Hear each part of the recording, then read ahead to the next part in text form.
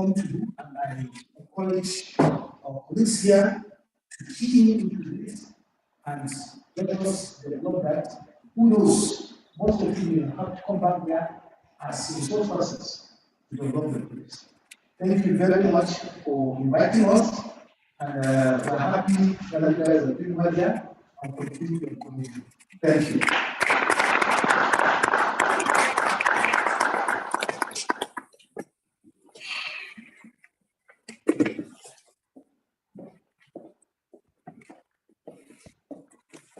Thank you very much, sir. We are very grateful, and we really appreciate that. Thank you for coming all the way from Nigeria. And I'm sure everyone enjoyed the speech. It's so rich and so informative. And most importantly, it's always good for us to know some of the major projects that is happening back home. And thank you for bringing that into the picture. It's good to know that a lot of work is going on back home, and they're all in an effort to make Nigeria a better place. So we are so grateful. And again, thank you everyone for coming and attending our NSE 2022 Engineering Convention. We appreciate you. We know the effort, the resources, the time, everything that has been put into this, especially for those who are not residents here in Glasgow that came all the way from Nigeria. We just want to say thank you again.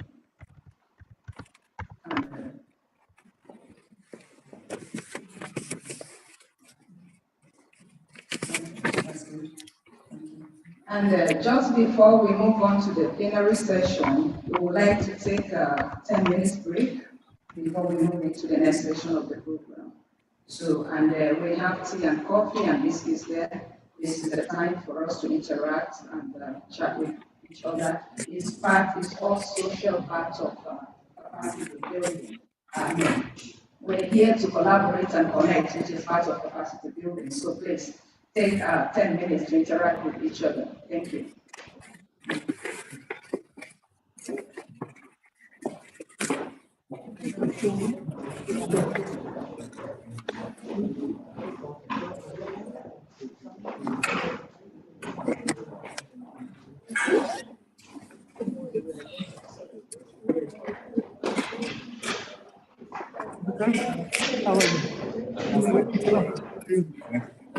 Yes.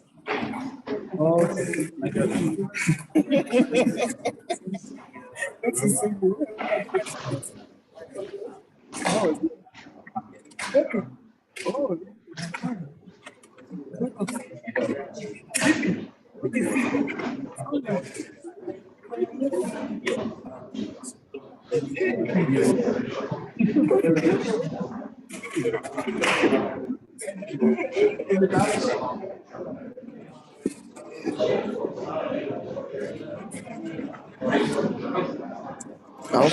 How was it? It was fun. All right. So, okay. So this one, you stopped streaming, yeah? Have you stopped streaming? Or you stopped? Have you stopped streaming? No. Oh, is it still showing? It's sure. Can you not pause it? What do you want to do? It's just showing something else. I need to. Huh? So I've removed the spotlight. All right. Yeah. Okay. This is. Can you show the flyer I sent to you on your? Yes, I've just shown it now. Oh, have you? If you can show the various ones on the live stream, so it's recorded so that if someone go back to view, you can see it. Yes. But this people, they didn't tell us they were coming. This one for free. So you're going to pause it. You're going to pause it so we can just pause it. I'm happy to. Okay.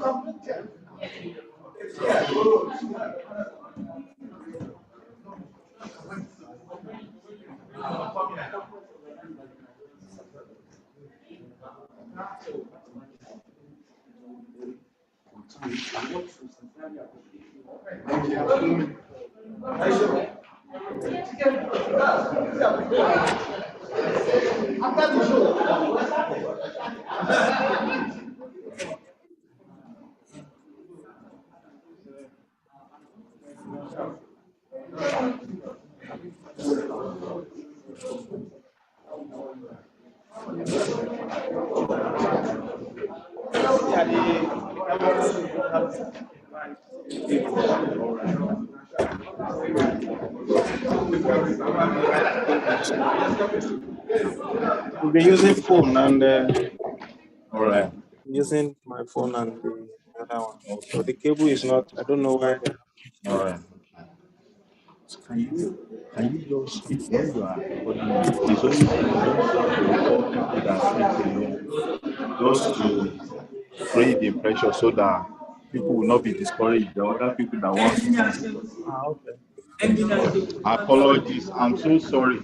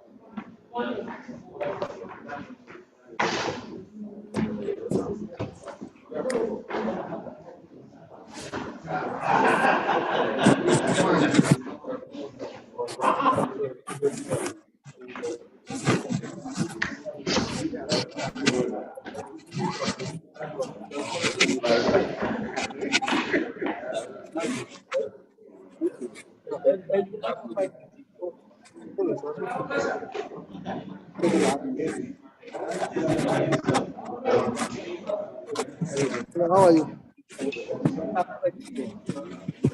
Madam President, everything is okay. Give me the money. Give me the money.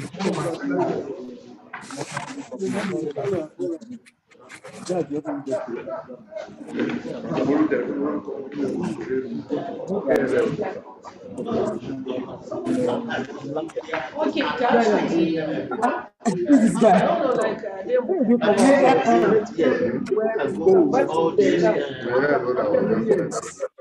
After many years.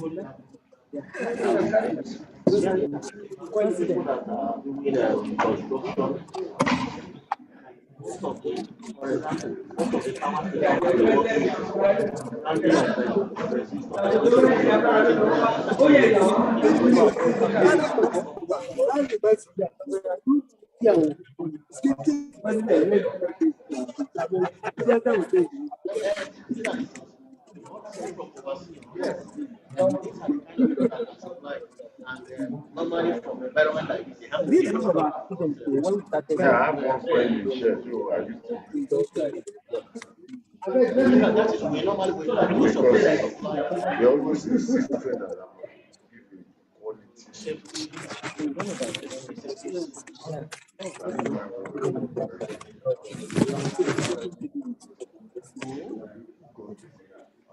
I must give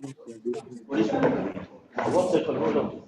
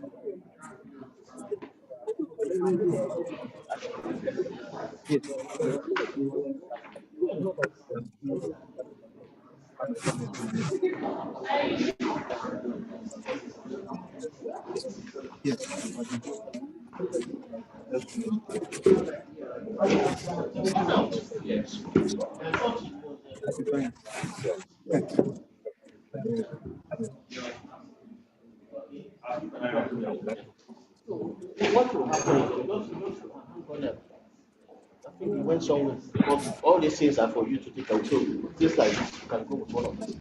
So you have items, particularly in your car. So the moment you call them, tell them where you got your machine from. That's it. Okay. So once you tell them, this is what you need. Thank you very much.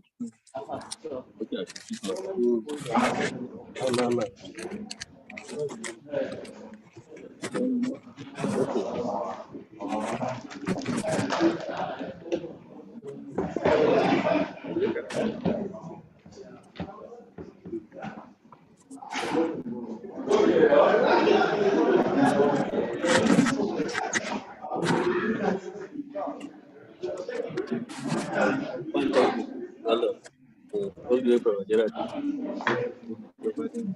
Okay, about it. Okay, you're welcome. Yeah, Garba.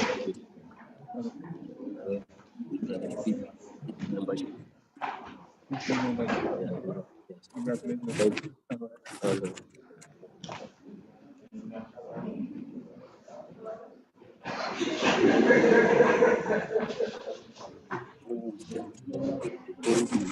Oh, okay. So we need to know. Oh, I can't take that.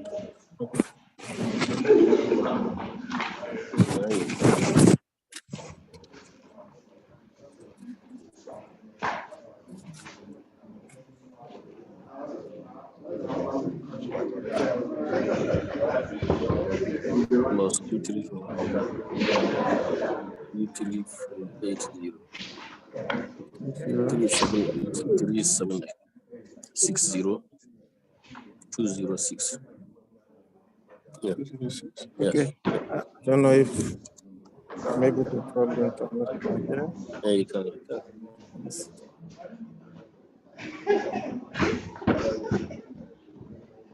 So, Yes, this one. let me then check.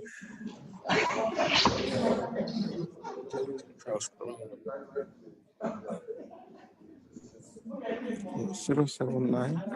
Oh, plus 44. Yes, 079. 79. 79.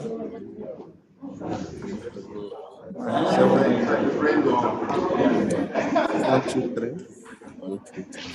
993. 993. Yes. Okay. That's fine. Engineer. Kole. Kole. Engineer. Okay. Bamiko. Yeah. Bamiko. Yes.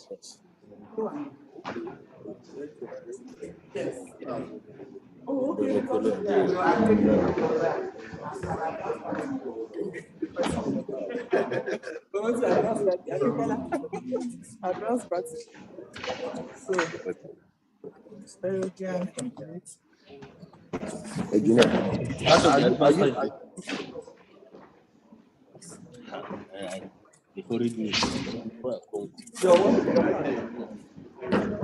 You know, since we are doing smart office, we can do smart card. Mr. President.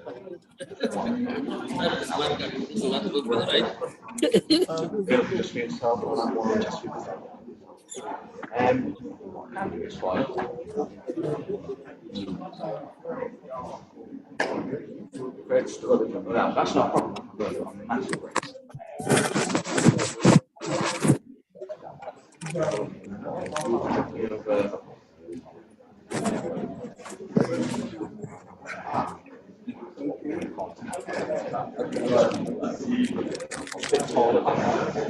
Realistic these. They're more the same, just a little bit taller. No problem. Yeah, we have a range of those units. Grab one well. Touch the apples that you work with, or you can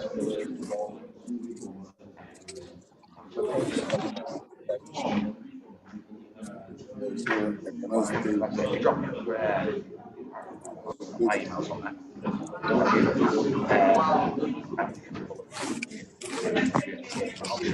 Price points up there.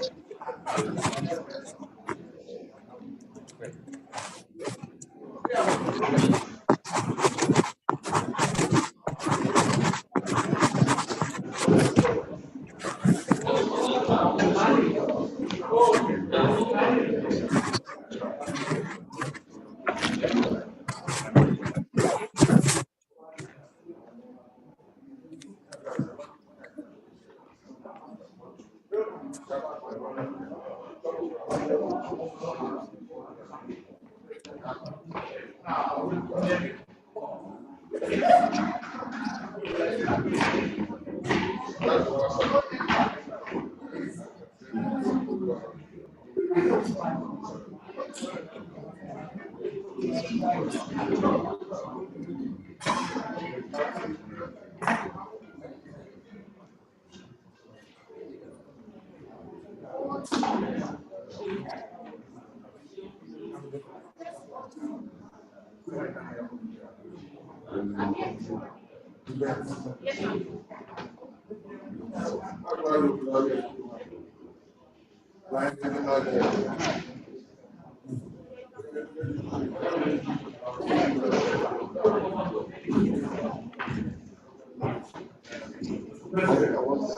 one.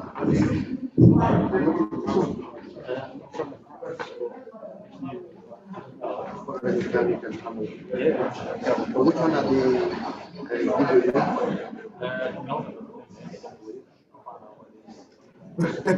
no, unless that one.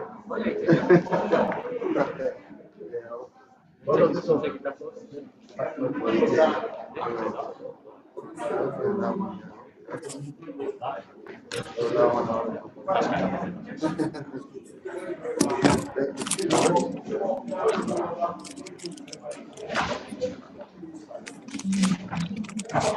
How you getting on? Okay, Dave, you got something to eat? Yeah. I'll leave this one here. So is everything? It's not. Eh?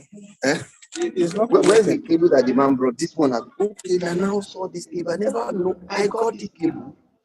I didn't even have been thinking, how does that cable work? This conversion. Wow, So I it's got not that cable too. I got this one too. Wow, see how long that cable is. Unfortunately, it cannot work. that's not what we need. Okay. Like, all right, okay, you said that for the okay, Yes, for the other one. okay. Wow, this is a very long one. Yeah, for that one. Yes. So for the I better get something so I to was eat. able to get this one. Right. Yeah, okay. Unfortunately, it's not recognizing it. Again? Oh my goodness.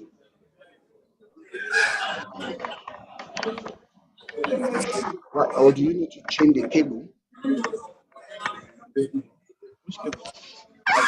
Probably try another, because sometimes some of these cable, you might try another cable. Okay, so it's not picking from Ordinarily, it should. just pick.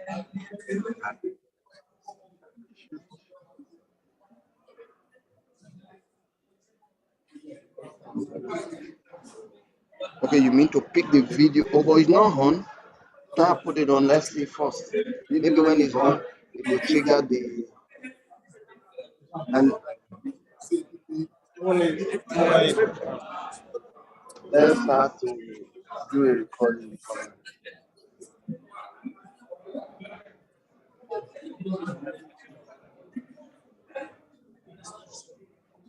Yes, already recording. But probably we need to. I think there might be a way to. Let's stop. Maybe there might be a way to do The computer should see it. all right. So what could have? You just have to change the cable to another one of the cables. So it should be showing what is showing here should be coming here.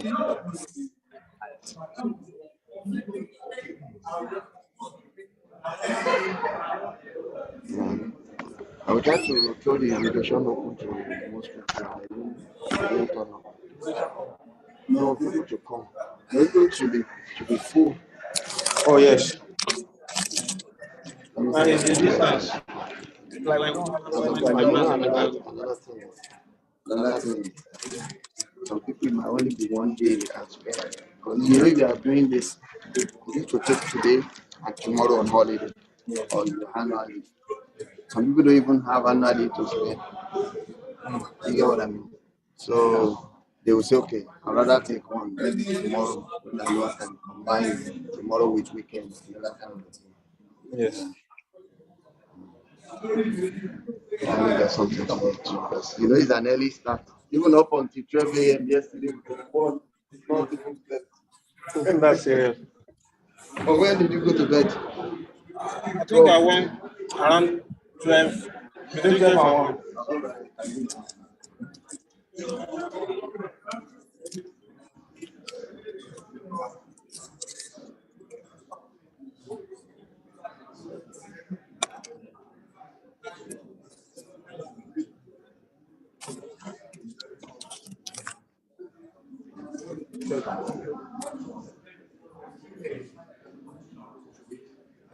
I'll bring it over.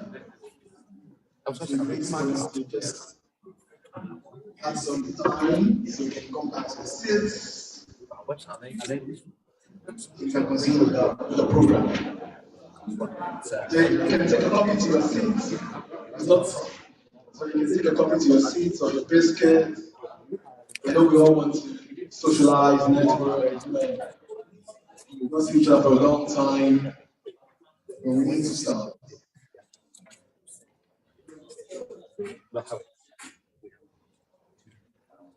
Just get out your seats. I need to also say something about Twitter hashtags because I see a lot of pictures in snaps. So the hashtag is NSESILM.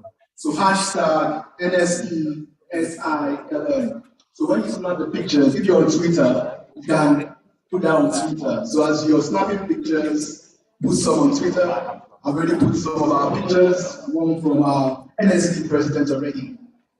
While giving his welcome address, is already on Twitter. So you can, as you snap the pictures, the hashtag is NSESILM. So you can put that on Twitter. But of course, you can tag the school, tag NSE Glasgow, tag NSE Global. So please put those pictures in. I think we're having a good one, we're having a good time, and we needed a break. So it's great to see everybody's faces today. Thank you so much, NSE President, for being here. And then some of our activities have had to go, like the team and the principal, but we need to continue. And we still have a very great package coming up in the next few minutes. So please, let's get seated so we can continue. I know some people are still, I hear some people are still trying to come in, some still at the airport, so we're still trying to get everything started. But hopefully by tomorrow, most of the logistics issues about travel will be sorted, so we tend to see more. The first section of the event, or the start of the day, has a lot of address from a lot of people, a lot of dignitaries as well. Some people have not come here, and some we will recognize some of them. So in the next few minutes, I will be calling Engineer Rose Medeki to also recognize them. Before I call Engineer Rose, I would want, if you look at the back, you'll see a very nice company called Feedbacks. So they are showcasing their products. So I would give them just a couple of minutes to come and tell you more about that company. So they are based here and want to tell you much more about what they do within our space. So I will let them come in. Thank you.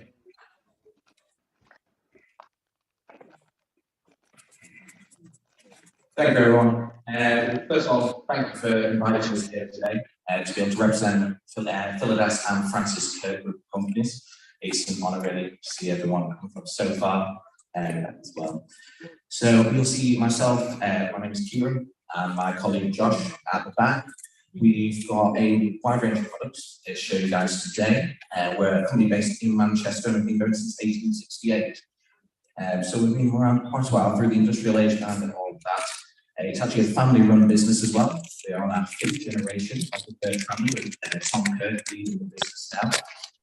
We offer a wide range of engineering products and solutions to companies worldwide.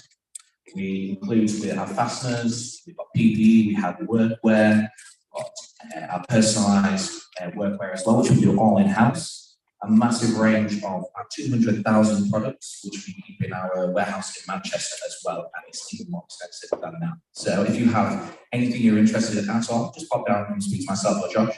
Happy to answer any questions that you have, and we have our cards as well available if you want to follow up with us on that one.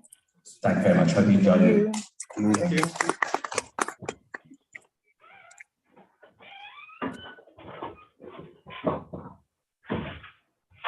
Thank you very much for your concise and straightforward speech. I need to learn from you. I think I talk too much. Okay, just straight to the point. That's great. So I will call in our engineer Rosemary to continue with the introduction.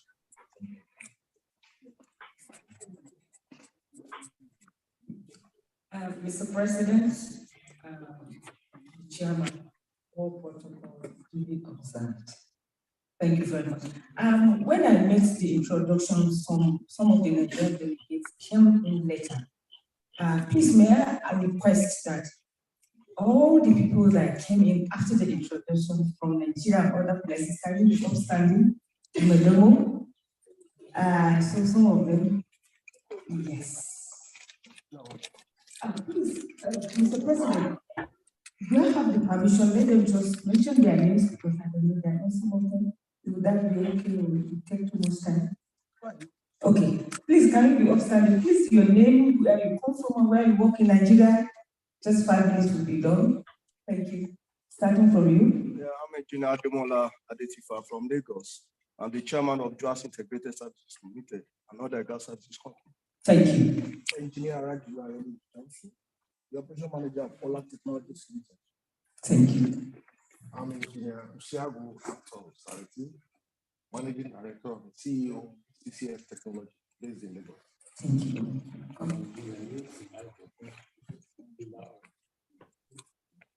Welcome, sir.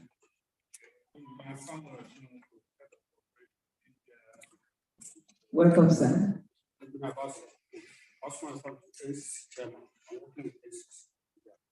Welcome, sir.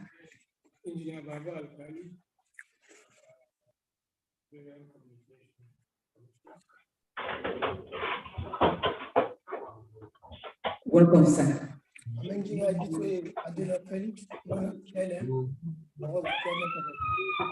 Welcome, sir.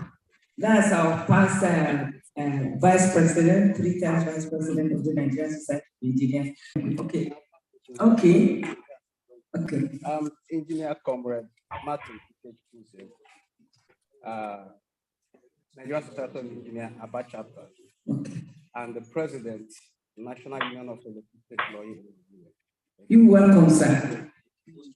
Thank you very much for this introduction. At the end of the day, we try to interact, change contacts, which is very, very important. Thank you very much.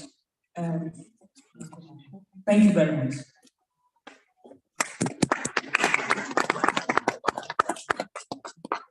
Thank you very much again, Engineer Bruce. Thank you for that, and welcome again to everyone. Anyone who has listened really well will have heard Dr. Chris say that we have a full package. Yes, we have a full package. And at the moment, we'll be moving into the next item in the program for today, which is the plenary session. And we are honored to have Dr. Chris himself to be taking us on the first lecture. And just before I introduce Dr. Chris, I would like to say a few words about Dr. Chris. I'm saying a few words because if I am to read Dr. Chris' citation, the young man is full of skill, he's full of talent, he's full of experiences. I might be taking the next half an hour to do that. So what I will be doing is that I will just say a few words about Dr. Chris. As we know, Dr. Chris also, thank you again. Dr. Chris has been doing a wonderful work as our MC for today. Thank you so much. And I'm sure we all will believe that a lot of work has gone into planning this event.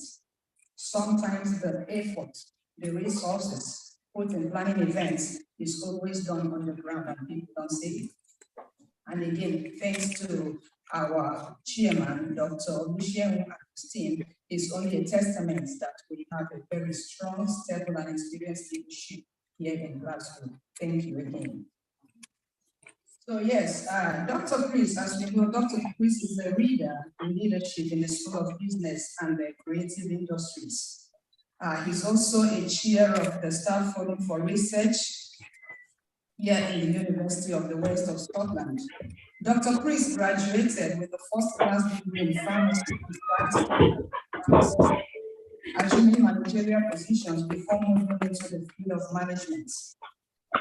Dr. Chris has an MBA and was the valedictorian of the University of Aberdeen Business School MBA class with a distinction.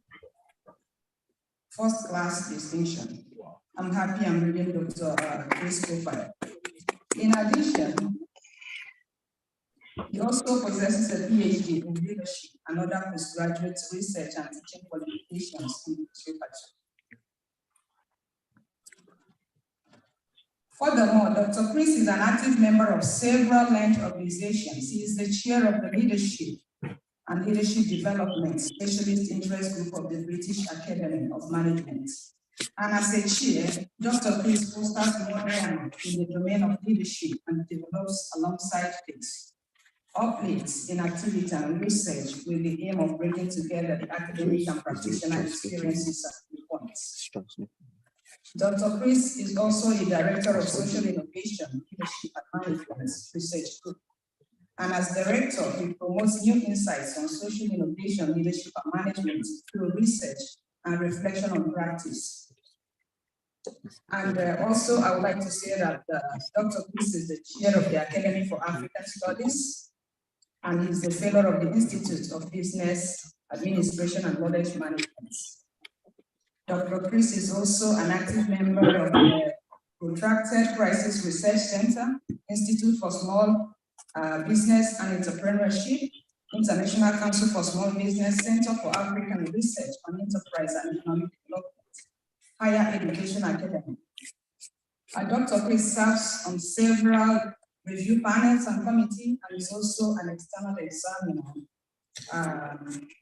to other UK universities, such as Manchester Metropolitan University, the Waterloo University here in Scotland, and other universities.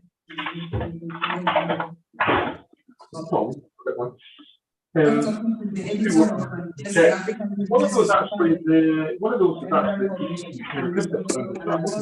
them is the second one is the that should be finally, Dr. Chris works extensively as a consultant, speaker, and trainer on entrepreneurial leadership skills development within organizations. And he's the founder of an NGO called the Leadership Mode Initiative International. This NGO supports students and molds future leaders. He is the author of the best-selling book entitled Leadership Theory and Research. Is a critical approach to new and existing paradigms, which is published by Belgrave Macmillan. The book was written to enable students, both undergraduates and postgraduates, scholars and practitioners, policymakers, and other relevant stakeholders to learn more about the concept of leadership. It provides a critical insight into leadership research, emerging paradigms, and theories of new approaches to leadership are identified and addressed within this book. And with this, I would like you to please help me welcome our doctor to deliver his talk.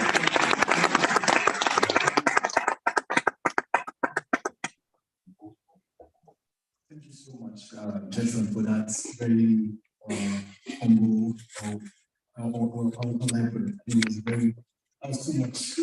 So, yeah, thanks. I'm happy to be here today to deliver the first lecture. They always say it's good to lead by example. So then I'm going to lead by example tomorrow. I'm starting first, and hopefully you have more lectures as we go along. Let's see.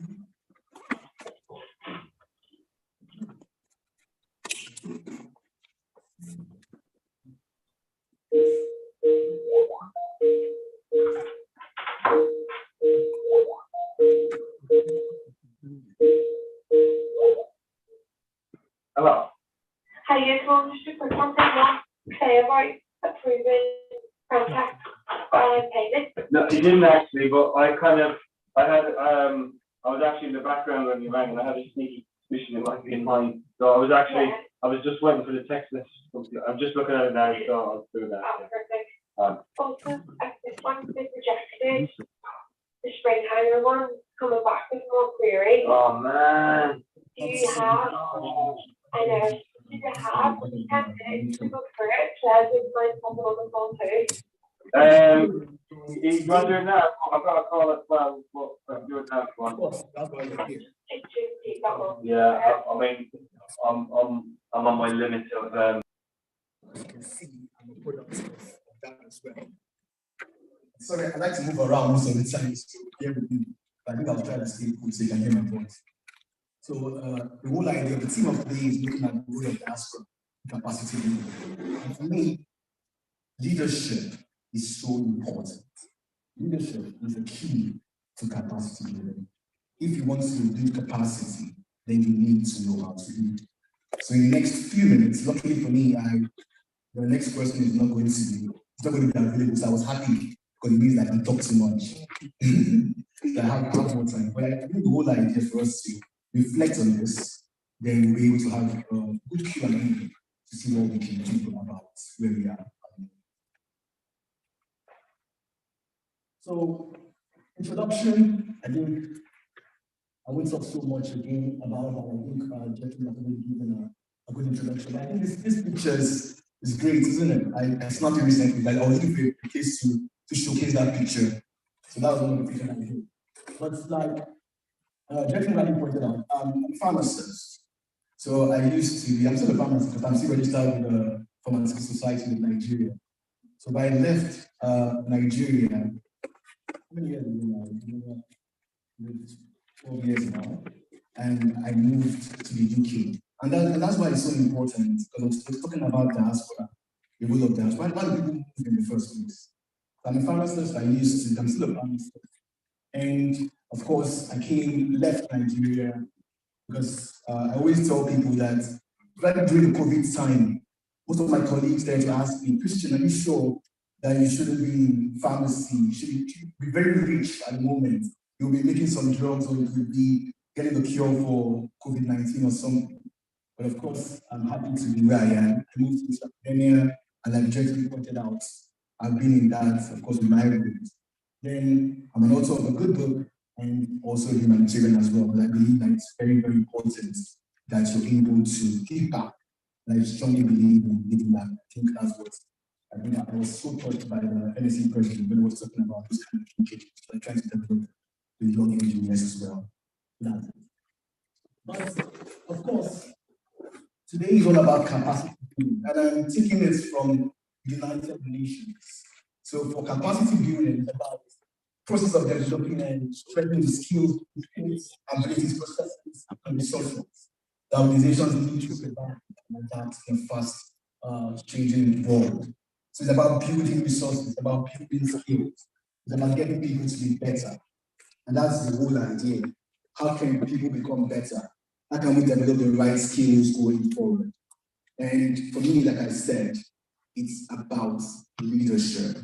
Leadership is very, very, very key in getting to the next level. What many people say, what is leadership in the first place? What does it mean to people? How do we lead? I think I always talk about this and say that leadership is a characteristic of all human groups. You will notice that even beyond the human group, I always say clearly that even in the animal kingdom, you have a leader. The lion is the king of the jungle. We all know that. So he's the major person. And within the human group, we also have a leader. In the military, we have leaders. The general is always the leader. In NSE, you have a leader. And the president, of course, is the leader. In Glasgow, NSE, you have the leader. And that's the chairman as well. In religions, you have leaders. You have the man, you have the pastors. In nations, countries, and states, you have leaders. So leadership is very important. In education, in business, we all have leaders.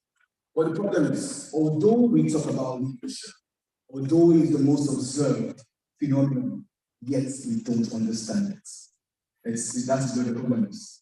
We don't understand leadership. And when we look at it, I think in Scotland, in the UK and Nigeria, things are happening in leadership, isn't it? At the moment, for those in the UK, we are talking about the Tory party. People, we don't have a new prime minister. It's September 5th, isn't it? Our previous prime minister resigned a couple of weeks ago. So we might have either Liz Truss or Rishi Sunak. In Nigeria, we're going to have a leader, isn't it? That will be next year.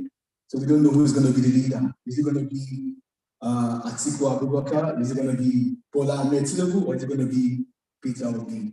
So in both countries, right now, leadership is very key. Or like somebody else, let me not be biased. Who knows? I'm just highlighting the key. Could be any other person.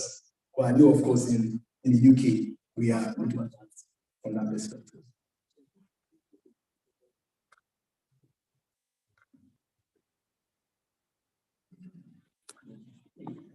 So, but in diaspora, we also need to look at it. Because like I said, for me, when I left Nigeria many years ago, I left because I was looking for more opportunities. I left because I felt that we can do better.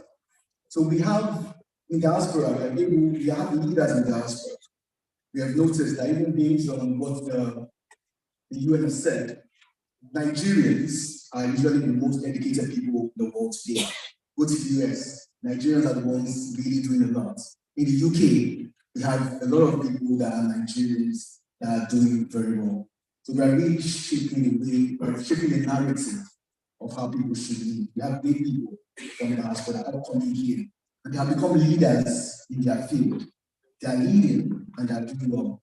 And most of the time, you see that it's become a brain drain for, of course, the country that they move away from. They add to the country that they come to, and when they move away from, there is a deficit. So it's so important. But we need to reflect. Of course, most of us are leaders in our field today. When I was going about talking with some people, I realized that, wow, we have some great people here today. And for me, we're going to be reflecting on those people in the diaspora. Who are those leaders? Where have they moved? And what can we do? What are the kind of leadership skills that we think that we need going forward? Because like I said, leadership is about capacity building. Then we need to know how to lead. And that is very, very important. So I would love to put everybody's example, everybody's picture here and say, yes, you guys are the great leaders in the diaspora. I see all of you are great leaders. But I'm going to be biased today. I think I only put one engineer there, and I would ask you guys to tell me who the engineer is. Or I would ask you, I think I would make it more engaging. So we hear a lot of people that are leaders in the diaspora. Can you give me examples of any of them that you know? Any Nigerian person that you know that has moved away from Nigeria and is doing some fantastic things? Wow. Good. That's a very good example. Thank you so much. Any other person? Ngozi has done a lot. Okay, don't worry. I won't put anybody in there. Okay. Amina Mohammed as well. Good. So you can see there are many, many examples. I remember I was running a CPD at one point, and I asked a question about this, and the person said, myself. I said, oh, myself. I said, yes, and the person explained to me why she thinks that she is a great leader. So it doesn't matter, you can say you're the person, and you're able to say, yes, it's me. Well, it's great, and I'll just look at some of the examples. And I'm not surprised that we have Okonjo there as well, so I think we have the same trajectory. When we look at these people shapes the way we have developed over time as great leaders in diaspora. The first person there is Anthony Joshua. How many of you know him? We all know Anthony Joshua. He always says that why he boxes very well because he took a lot of people's soup and jollof rice, Nigerian jollof rice. He eats that before he goes boxing. So it just shows you that although of course, he's not based in Nigeria, he still gives credit to how Nigeria has shaped him. He left, and of course, he's doing well. Unfortunately, he's no longer the world heavyweight champion. We are rooting for him. hopefully, I think it's in August, isn't it? He's going to fight and maybe retain his belt. But still, this is one great example of how people are shaped or how people lead their faith. The next person there is, who knows that person? What's her name? Kenny, Kenny Badenoch. I was rooting for her. I thought she was going to be among the last two. But she ended up losing and she lost. But she tried. She was not the famous minister. She was not like a junior minister. Nobody knew Kenny before this just a couple of weeks. And she had a very strong narrative. She believed in what she believed in her own feelings, what she thought was the best. And she ran that campaign and came forth. And she wasn't afraid to say, yes, I'm from Nigeria. And she went to secondary school in Nigeria. She went to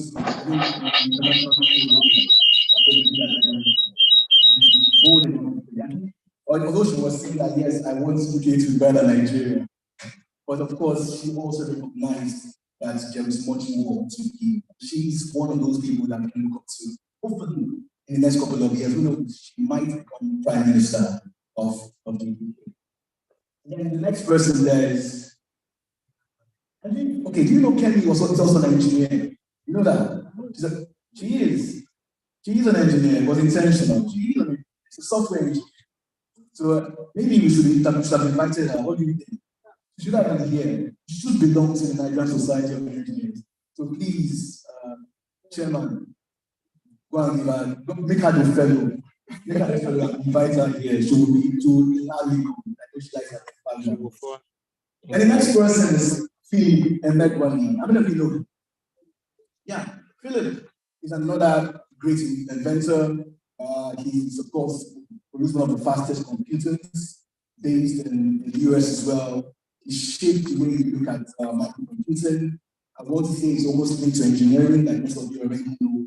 But this is somebody that won something very close to a Nobel Prize in his field. And he came from where? Nigeria. Then, of course, the person that we already know, Okonjo. I can't, if I talk about her, we live here today. You already know about her, how she was Minister of Finance. Now she's WTO president. And when you think about Okonjo, she shows what we respect in Nigeria. See how she dresses. She dresses like how you guys are dressed. She believes in the culture. Where's the Ankara? And she tries to portray Nigeria in a good light. Then we have, how many of you know the next person there? David Oyelowo. What does he do? Actor. He's an actor, isn't it? Hollywood superstar. I tend to use him a lot in my leadership classes or CDP because he acted a very good movie by Martin Luther. So he was trying to mimic Martin Luther King, and he was the one that acted, and that movie was a bestseller. When he's in Nigeria, he's Yoruba. Of course, he didn't his name, and he's shaped the way Hollywood has been. And it's proud. A lot of people that there, of course, we have other people, but they want to say. And the last but not the least is who? Chimamanda Adichie. So this has shaped the way we look at poetry, shaped the way we look at literature. So these are people that lead in their field, that people in their diaspora, that are the diaspora professionals that we are talking about. But these people have been able to show that we can lead within your field. For leadership is very key. One of the things I want us to look at is, why do people leave in the first place? What are the reasons for this migration?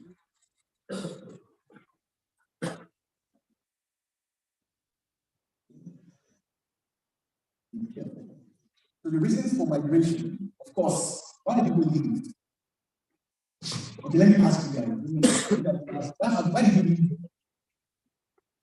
Why did you leave? I told you why I left. I left because of better opportunities. Why did some of you leave?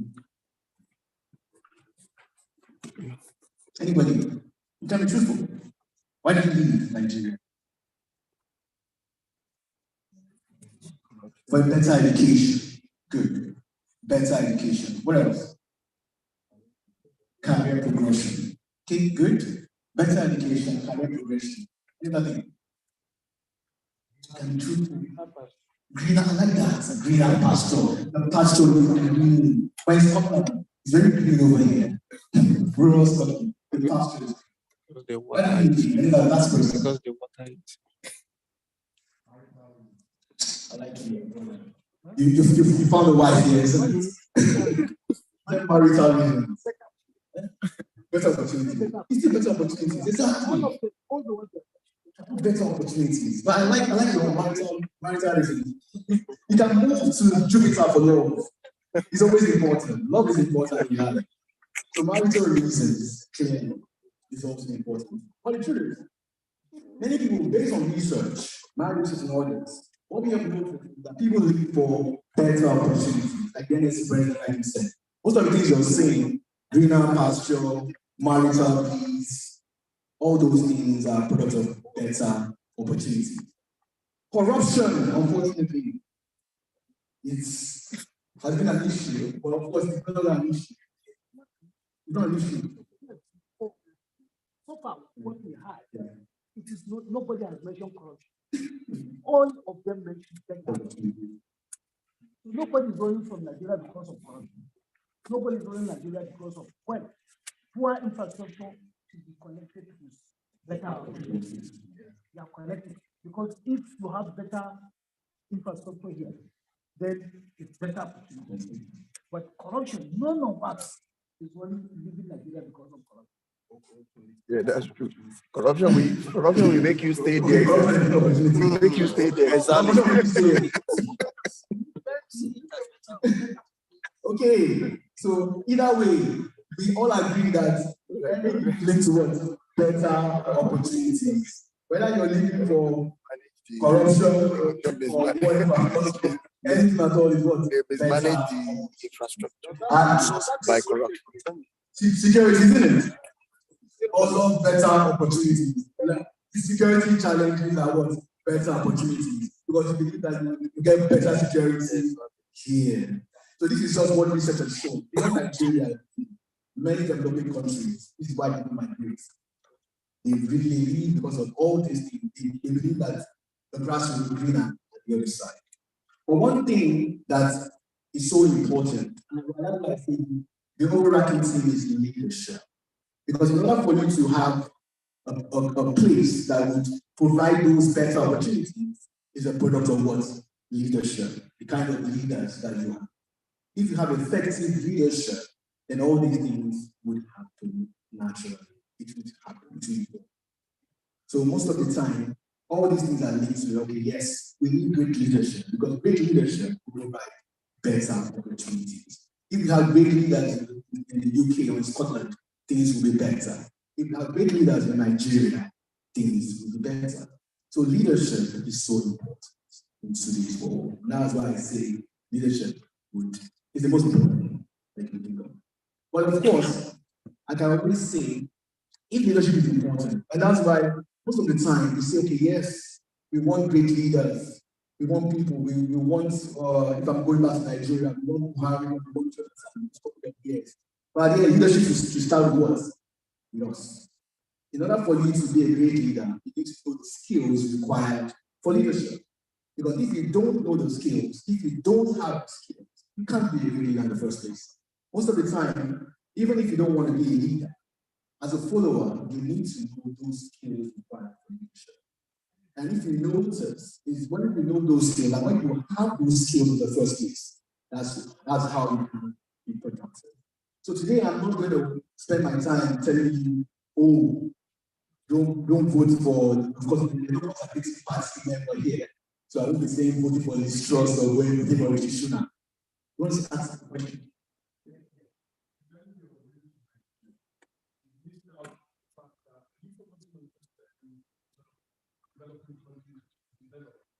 Because the people who moved from the UK to Spain, or Australia,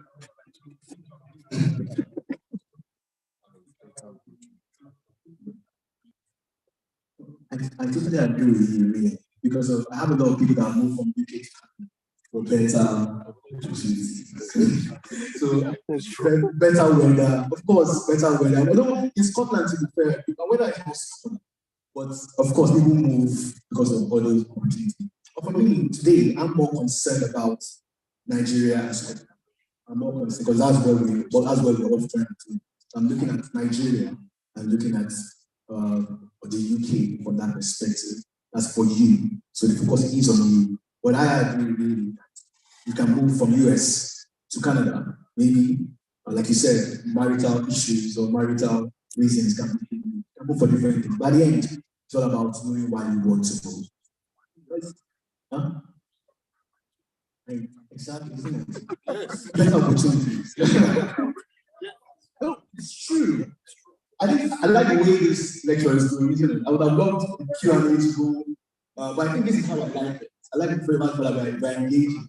But that's the truth. And that's what I'm trying to do here. I want you to, at the end, think about how can I go back to Nigeria? And that's for those of us that are here, including myself. How can we go back to Nigeria and have? If you notice, one of the things that Jeffrey said is that I run an NGO in Nigeria where I try to support. So at the end, don't run away from your country. You need to go back and try to see how you can do that and support. So that's good. And I like the fact that every year in Nigeria, find out over 300 nationals who are not from Nigeria getting citizenship. It's not always a bad situation. People are migrating from Nigeria to European countries, America, so many other Americans, British people, Indian, some other people from Caribbean, Chinese, are also taking up citizenship in Nigeria. So it's not just only one direction. It's both ways, but we may look at it that the number of people who are moving from Nigeria to this part of the world may be far more than those who are coming in. But in both cases, there is this cross movement across borders. I still agree, really. Trying to speak with the number of expatriates that we have going to Nigeria. Most people think, okay, Nigeria is not a place that you should go. Some people are seeing these opportunities in Nigeria and they're coming to add value, while some of us are leaving and adding value somewhere else. So in migration, of course, the host country and the other country that you're using, of course, clearly would have benefits. And of course, there are cons as well. There are pros and cons for each party, clearly. But of course, for us in diaspora, it's about trying to see how we can shape your country, where you're coming from, and your home country, and how you can also support your host country as well.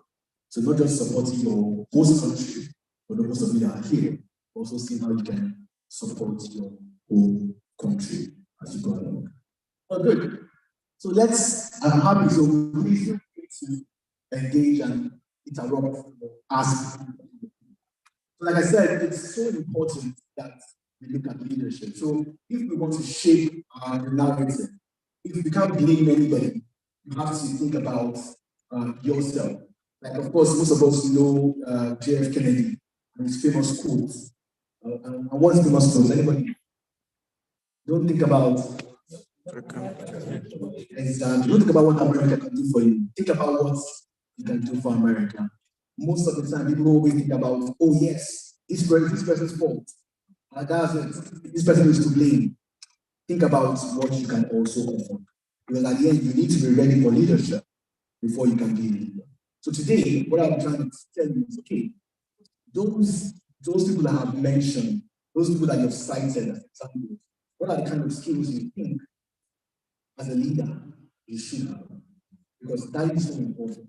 If you want to be a leader, if you want to be a great follower, then you need to have those skills. I'm not saying that any human being can have every skill, impossible. But over the years, I've developed a taxonomy that says these are the skills you need to be successful. So, but before that, of course, people have defined leadership in different ways. One of the key ones that you love is the one by Little Joke that says leadership is about having followers. At the end, you can't be a leader if you don't have anybody following you. Because you can't lead the sky, you have to lead what? People. So if you want to be a leader, you need to get people to follow you. That's important. It's very true. Of course, a lot of people have defined different ways and processes. influential people. For me, I always say leadership is one word, and it's influence. If you want to be a great leader, you should be able to influence others. So it's not about position, it's not about doing anything. Anybody, if you want to, you have to be able to influence people, get people to do stuff. That is what leadership is all about. Because sometimes the leader in the company might be the secretary, because the secretary is able to influence people, and not be the major person. And great leaders are people that are able to identify those people that are able to influence others. So leadership is influence. That's so important. Of course, there are many ways you can define leadership, but that's just my opinion. Like I said, you have people that have succeeded over time. So why have these people succeeded? The likes of Okonjo, the likes of the likes of Chimamanda and others. These skills are important. So I'm not here to go against those political, but I think it's so important as well. Trying to look at the next election to those of us in Nigeria. You might be telling the likes of Peter Obi or Atiku or any other person, these are the kind of skills that you think they should have.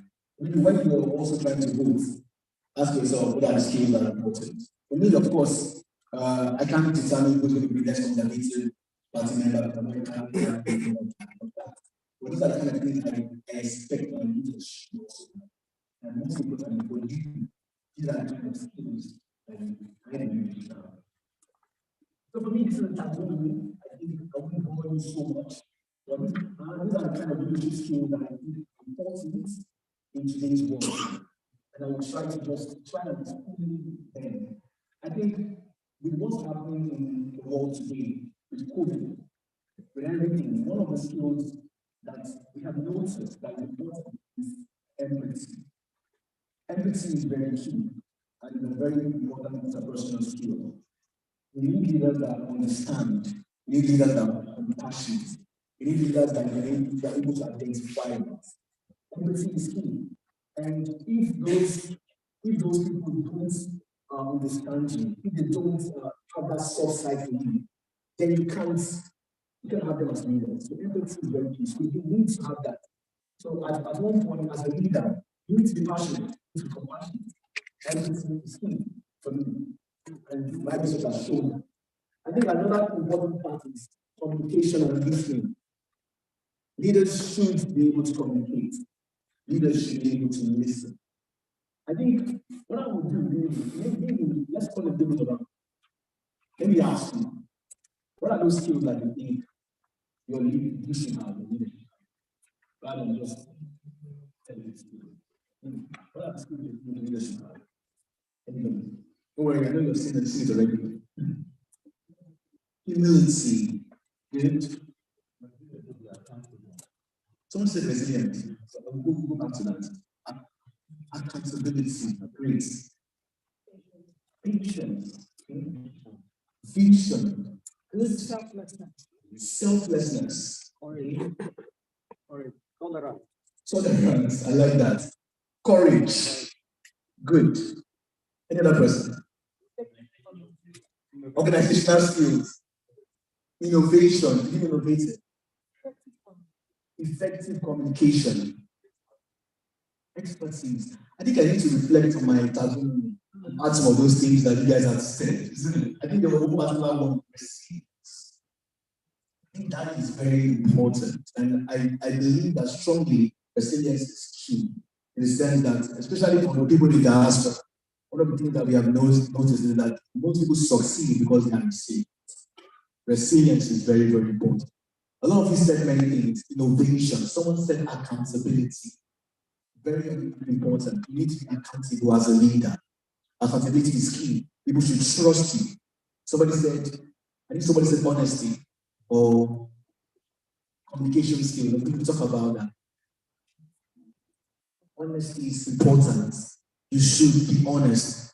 If I'm to go into what happened in the UK and you saw what happened with Boris Johnson, you see that one of the problems that Boris had was he wasn't so honest to the people. Integrity. Your yes should be your yes, and your no should be your no. Shouldn't be somebody that if he says, "Oh, the sky is blue," I have to go and check and find out whether the sky is really blue because I don't believe what the person says. So you should have integrity. And going back to what I was talking about, Boris, as well, I think that was a very important factor. Sometimes it's not about what you have achieved. When you lack integrity, when you're not so honest, most of the time, people will stop trusting you. And no matter anything that you have done over time, it might not matter. So those things are important. Somebody said honesty, innovation, creativity. These are things that you expect leaders should have. So that's great. Well done. So now let's go back to my taxonomy. And you can see that most of the things you said also align. I think, of course, we spoke about communication. Communication is very, very important in the sense that most of the time, the reason why most people don't leave because of people don't understand what they're saying. So you need to be able to communicate well. People need to understand you. I think I always tell people that leadership is about knowing how to address your audience. Because I'm not saying you should be manipulated, but you need to know how to convey that message, and people will buy into it. Going into what's happening, those of us that in Scotland and the United Kingdom, there's a war in Ukraine. And one of the things that has made them stand down because of he knows how to communicate. He has been able to communicate well. So he knows how to pass the message, and he knows how to appeal to people. So you can see that as a leader, you should know how to communicate. Listening is very, very key. Because at the end, if you don't listen very well, how are you going to know what people want from you? If you don't have listening ears, how will you know how to influence people? Going back to our friends' marital movements, just imagine when you have a spouse and she tells you, "Oh, I like that dress," and the next thing, after like a month or two, you buy the dress for her. She's gonna be like, "Oh, he listens, isn't it?" So in leadership, you need to know how to listen to people. Just imagine if you're the leader of the organization and people are talking to you, and you remember what they have said, and you really implement it. They will trust you because you're able to listen. The communication is very key. Going back to that, I always say motivating is important because at the end, you should know how to motivate people. Getting people to do stuff, getting people to work. Most people believe motivating people with what? With money. But most of the time, as a leader, it goes beyond money politics. It goes beyond aesthetic rewards. I'm always tempted to go back to what's happening in Nigeria at the moment because what we have noticed is that some people want to get people to follow them or get votes by what? By money as well. It's everywhere. But at the end, it gets to a level whereby people are no longer motivated based on money. People want a role model. People want who they can really support. But there's a level to where motivating people based on aesthetic rewards would count. So you need to know how to motivate people. Clearly, leadership is not about one person. It's about a team of people. So at the end, leaders should know how to build a team. It's not about me, it's about what? We. The success of this event today would now, although of course we have a chairman, have a president, but at the end they have a team. If you want to be a great leader, you need to build a team. It's about getting people to do stuff, working with people. So team building. Also, you're looking at managing people. You need to know how to manage everybody, because everybody is not the same. Everybody is different. So how can you manage this person? What will you do with this person? Who say all animals are equal, but some animals are more equal than the others. So you can't, one size will never fit all. So as a leader, you should be able to know how to manage different groups. Then you managing yourself is important. One of the things that we have noticed as leaders is sometimes we will try to manage other people, but then if you don't understand yourself, how can you manage others? If you don't understand your own emotions, how will you be able to influence other people's emotions? You're the kind of person that just talks without even thinking about what to do. You can see many people talk like, wow, I've said this, and you can't take it back. So you need to be self-aware, you need to be self-critical, flexible. All those things are important in leadership. And those are kind of things that I would say, of course, you also need to have some of these conceptual skills, and that's where some of you mentioned creativity, resilience, those things are more conceptual. So you need to be analytical, you should be able to analyze, meticulous about things. You should be able to generate ideas. That's what goes into somebody mentioned innovation. So most of the time, I'll come back to that later. that mentioned the diaspora, they're very innovative, they're creative. I'll do mine last. In order for you to be able to change the world, because of diaspora, you need to be able to generate. What part now? That's important. I think somebody also. For me, one of the things that I really, based on what I've done over the years, is problem solving as well. Because at the end, as a leader, you should be able to solve problems. If you can't solve a problem, why are you leading people? People would follow you if they know that you will solve their problem.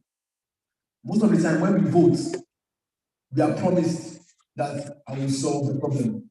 Whether it's realistic or not, people want you to solve the problem. There is a cost of living crisis at the moment, and everybody is promising they will cut the taxes, they will do all this. Why? Because they know that that is the only way they will get voted.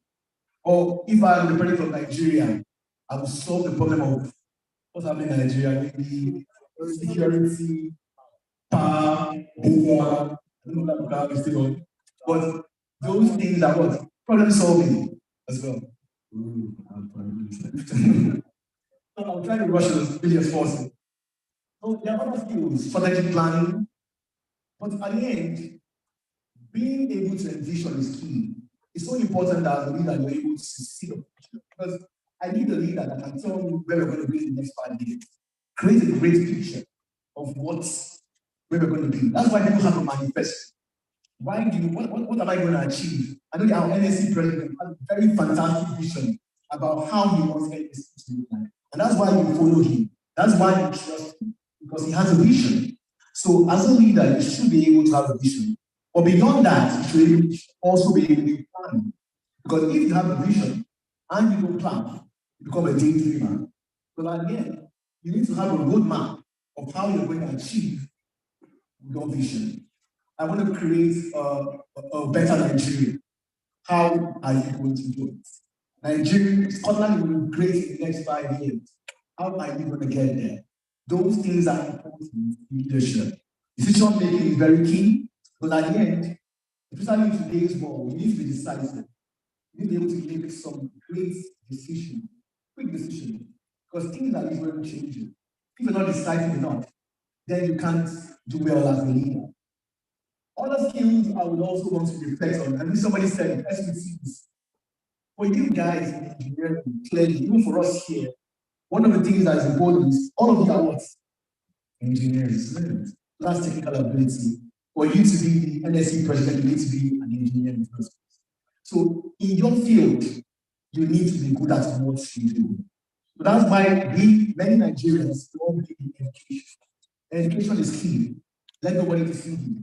Because in your field, you need to at least be educated, you need to understand, you need to have that expertise. Most of our prime ministers, the truth is, they went to Oxford, they went to great places.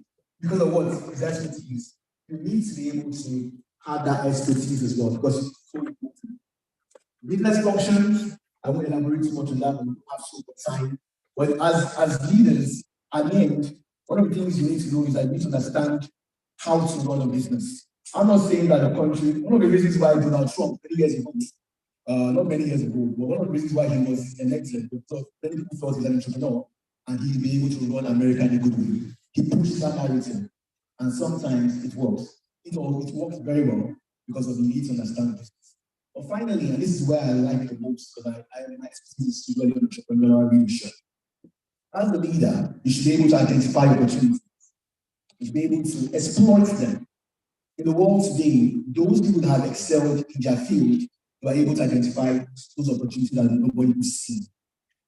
If you're able to see, okay, yes, this thing is going to happen, and I go for it, then of course you will be wealthy, you'll be able to influence people. That is very important. Then managing risk. In different fields of life, some people are advanced to risk, but for you to succeed as a leader, you can't be adverse to risk. You need to take calculated risk. Don't go and gamble. Don't do bet Nigeria. and go and gamble on those kind of things, no. Or what we call, I don't know what we call it here. I'm trying to remember. When I remember, I'll tell you.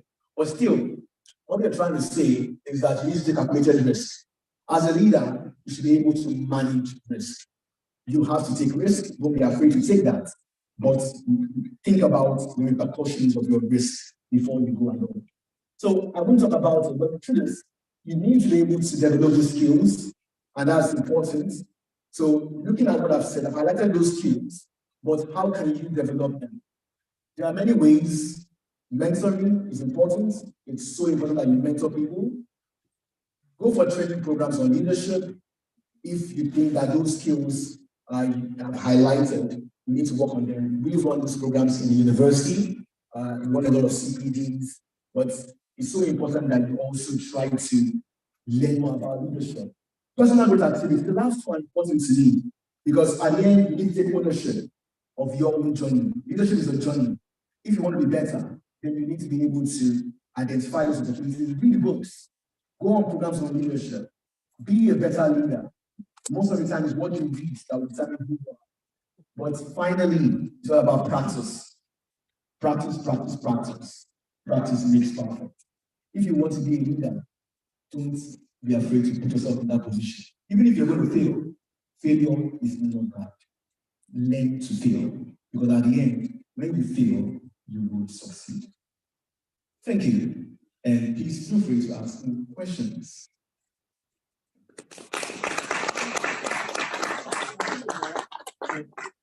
I know that we have lunch by 12:45, so we have just 15 minutes, isn't it? So if you have any questions, this is the time to ask, comments, anything. So anything you want to ask me, I'm happy to hear. So anything you want to say, really.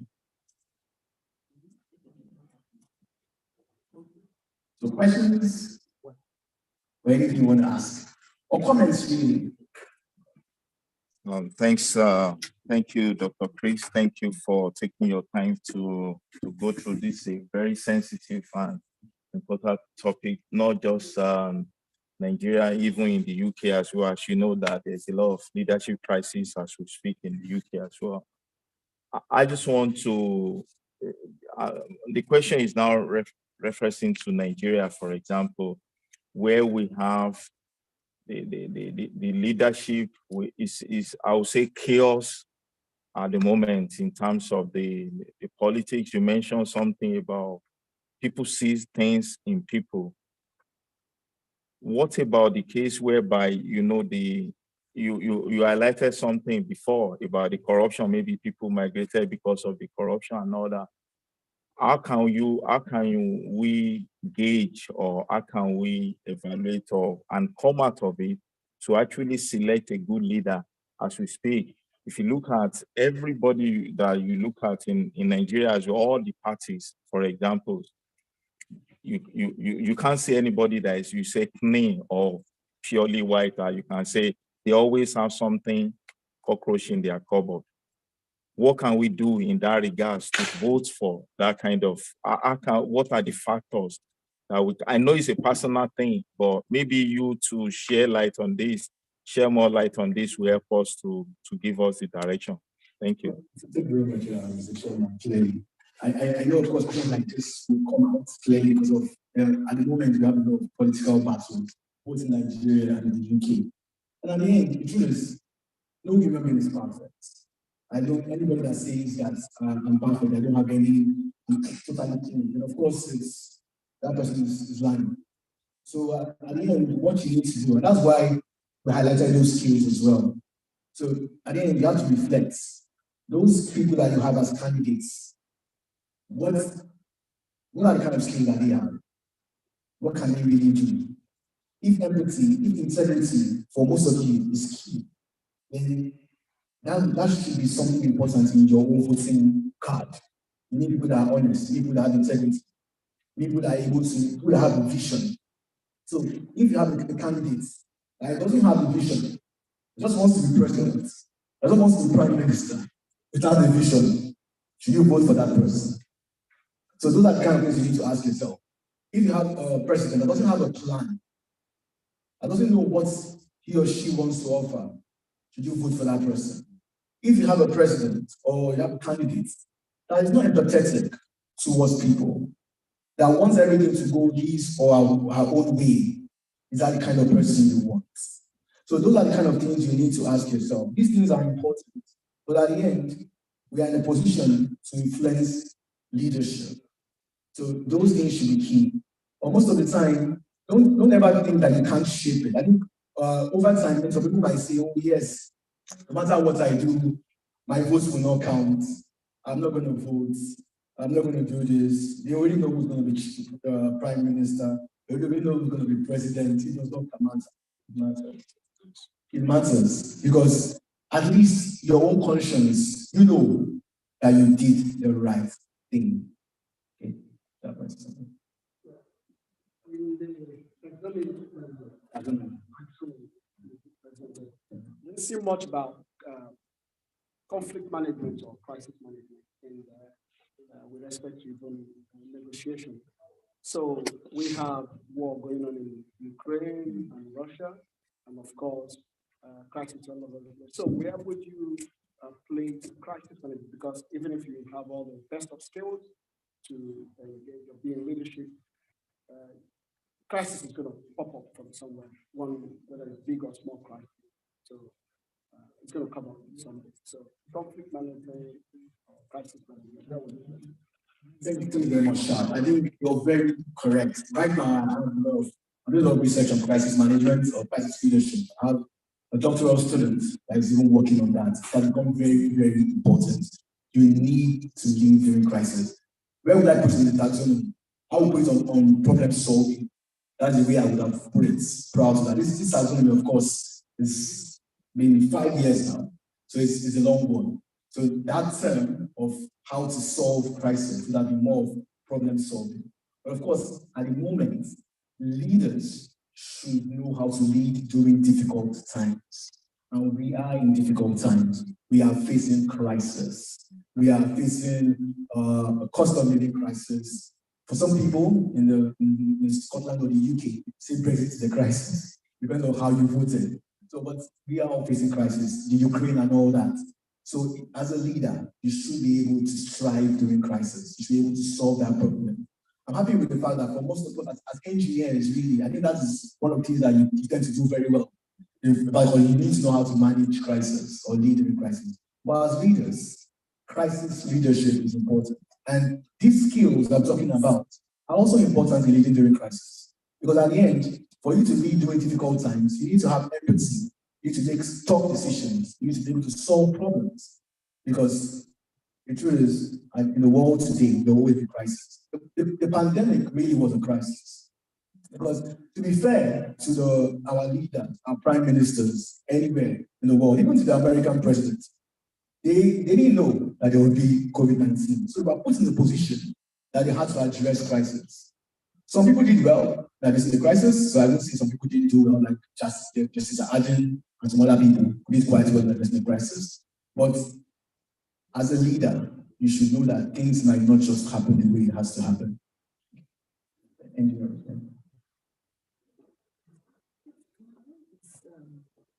very much for that explanation. For instance, you're a pharmacist. Now, would it be technically because you have all the qualities of leadership? Now, would it be technically okay to now, we as engineers, to come and lead the engineer when you are a pharmacist? Do you think the output from this sector will be positively impacted?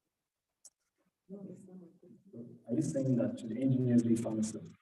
Yeah, Same. Vice versa. That's a good question. A good idea that we it's true. Now it's when I say the perfect answer, I won't say that. Now it depends on what are the kind of skills, leadership skills are transferred. And that's why most of the time you see that in different sectors, even those people that are not experts in that sector are also leading that sector. Because it depends on what you're looking for. Unfortunately, most of the time, if you look at big industries, big companies, you will see, because of course, those of us in the UK, okay, around there, none of you know Michael O'Leary. They all know Michael O'Leary. He's, of course, he's the head of RANE. By assumption, you would think that an aeronautical engineer or someone that is an engineer would be RANE. But what is he good at? What did he study? He's an accountant. He knows the figures. So you can see that at the end, is RANE doing well? Yes, they are doing well. Because he has been able to make RANE a very valuable form. Although, of course, there are a lot of people that will say that they hate RANE. That's another question. But he has been able to make that brand quite a formidable one.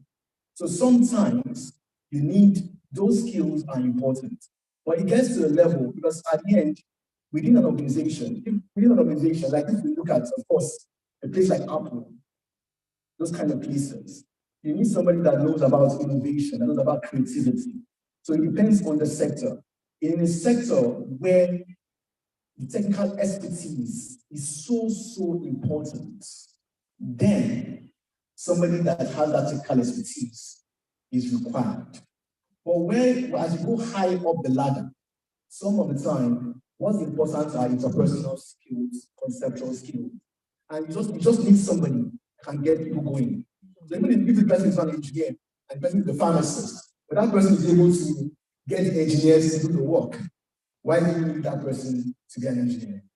So this debate has been there for many years, and it's not going to be solved. Because most of the time, we have seen that sometimes people that don't have the technical expertise in organizations are the ones that lead those organizations, and they do well.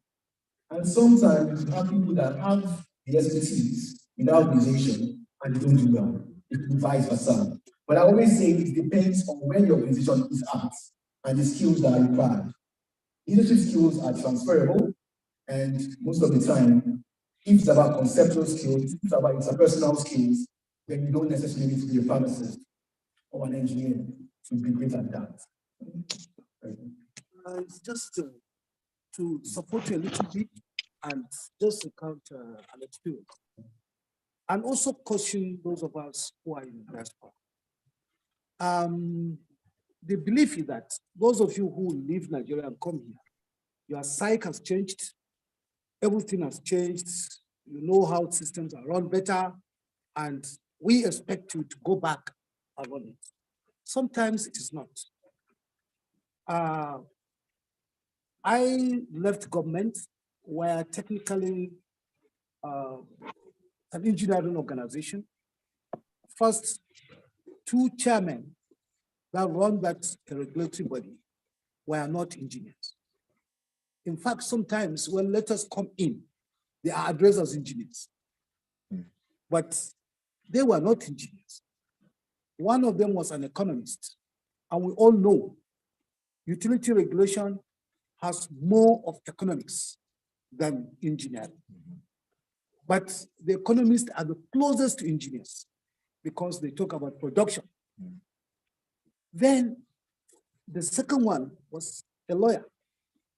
Maybe he was intimidated by the engineers, but that's the best chairman I had who listened to engineers. At a time, he would call, he went even National Assembly and told National Assembly that he has world-class engineers in his place, not like tag engineers. But when we succeeded in getting an engineer to lead us, we had the worst. We had the worst. And do you know what? The engineer is from diaspora.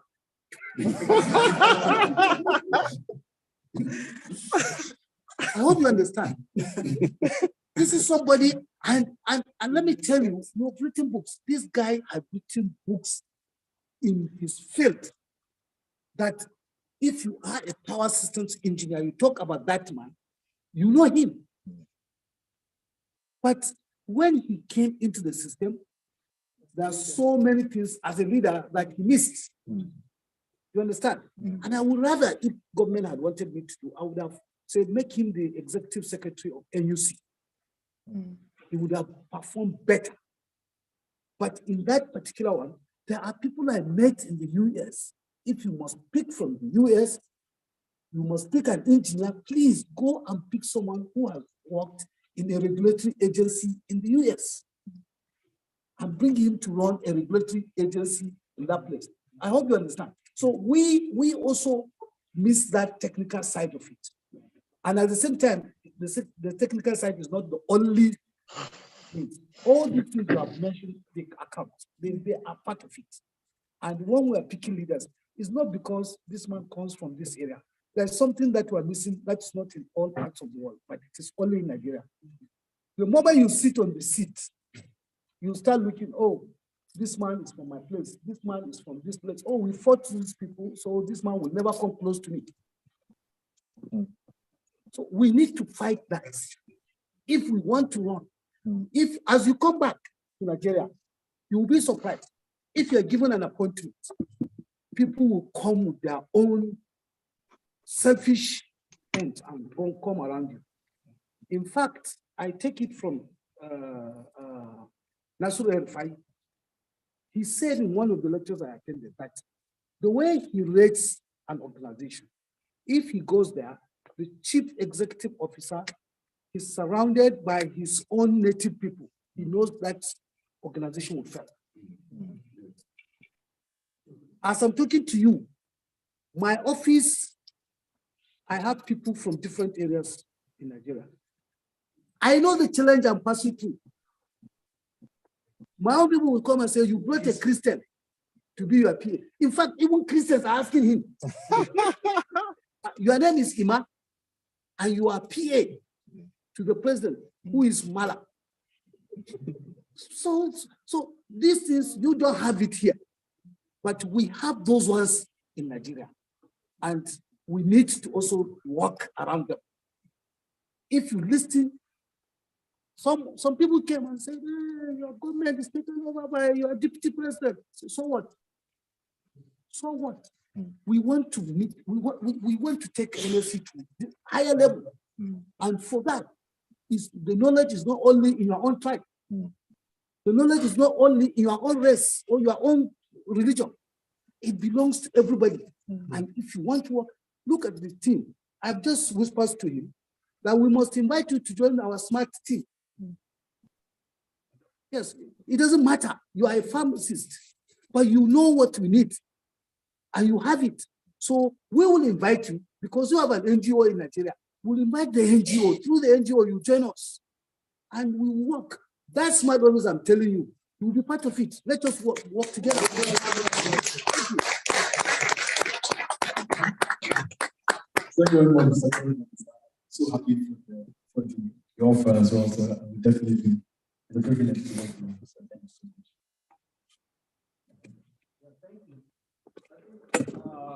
As to what the president has said, it has to do with character. Now, my question now goes, what is the relationship between character and being influenced? Having in mind that you could have bad influence, you could have good influence. You could equally have good character, you could have bad character. Yeah. I like that. I think that's my question.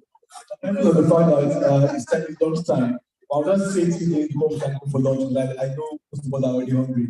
I totally agree with Mr. President. One of the things is that because leadership is about context, and the context is very different. In Nigeria, tribalism and religion is so it's a common endemic really.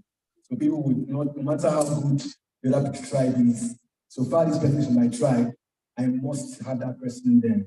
Oh, no matter how good that person is, if that person is not Christian or Muslim, I'm not going to vote for that person or something. It has become so bad. We should look at what people can offer, not tribe or religion. It's so important when we look at it. So it's also something that we should think about going along. And concerning the question clearly, the truth is, now putting it in a different way, of course, character is important. It's so important that you have a good character. When you look at character, it still sort of boils down to integrity. And so people look at what you can offer. This is what you stand for. But in the end, people will say, and that's why I don't use the word good leaders. I use effective. Because some people don't know what good is. What you consider as good might be bad to some people. So what you call good might not be good. If I'm to look at it, those people that are going around the world, they think they're doing something that is what? During the Second World War, those that followed Hitler, thought they were doing what's called good. Go to the Russian media. They think that what they're doing is what?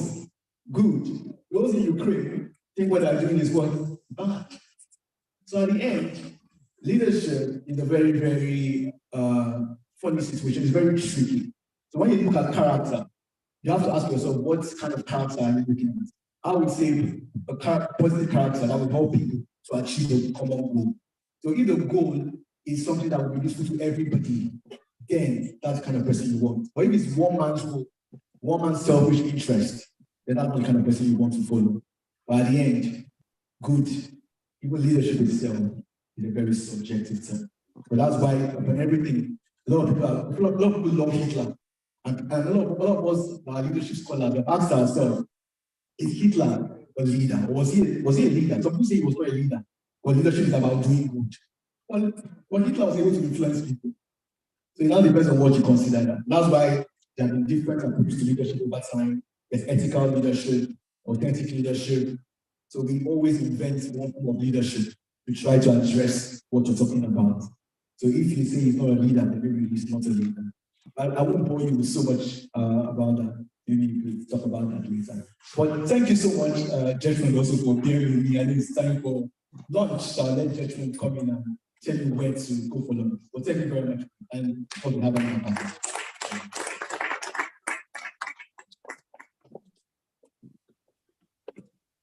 Thank you so much, Dr. Prince. It's another round of applause.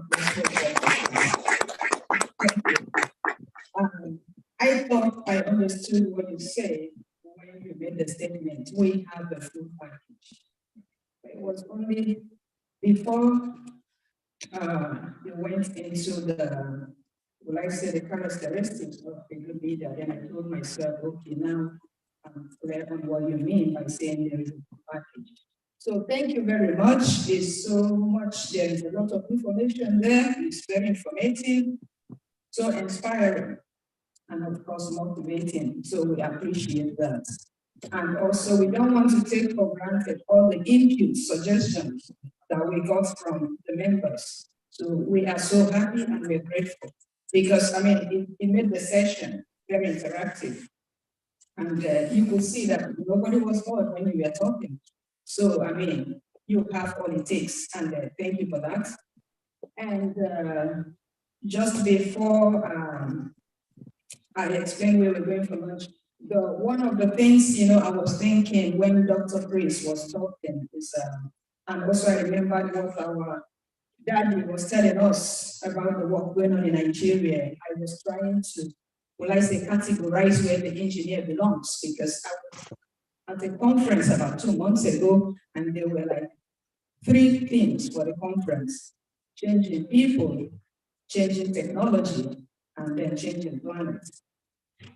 And, for the area, because I'm a software engineer, so I'll put it, and in my area, I saw myself classified as, categorized as changing technology. And today, Dr. Chris was talking about leadership, and everything is actually reflecting on what our able president talked about. And I told myself, I really don't think, where will I classify the engineer? The engineer is across the board. We're talking about leadership here, we're talking about the qualities of the leader and all the expertise, everything a leader should have, and we're talking about technology. So to me, the engineer is across the board. It's both there. When we talk about changing people, we're talking about leadership, how we can do better. To me, it's categorized as changing people. And when we're talking about technology, we are deploying the best technology. We do the analysis, the design, and we implement it. And of course, we try as much as we can to support people, which is what I was talking about. I mean, it's the work of the engineer to give the best. We continue to talk about continuous improvement. So everything we're able to shop online and do everything is the engineer that is behind it. And that's changing technology. And then when we are talking about the changing planet, if the engineer is able to do, I mean, someone is out there watching what we're doing. They are not driving here, they are not flying here, they are not doing anything. and reducing a carbon emission. I mean, the engineer is indirectly supporting a change in climate positively for a greener and a cleaner and a greener planet. So to me, in my opinion, the engineer belongs to both changing people, changing technology, and changing the planet, in my view. So thanks again for that. And I would like to invite us all now to go up for lunch, and Dr. Chris, at your university, you will help us. I understand we'll all be going upstairs for lunch, and please take that opportunity, not just for lunch. It's a time for us to meet, greet each other, know each other. I mean, to interact with one another and have one-on-one. So please take the opportunity, and hopefully we'll be back here again at 2 p.m. 2 p.m. UK time, British time, 2 p.m. Thank you. Yeah, then just this announcement to all the Glasgow members, please, you need to come here 2 p.m. The NSE president will be decorating all the core NSE Glasgow members with their medallion. This is the first thing to identify you as a member of the NSE Glasgow branch. So we need to be here for 2 p.m. or 5 please. Thank you.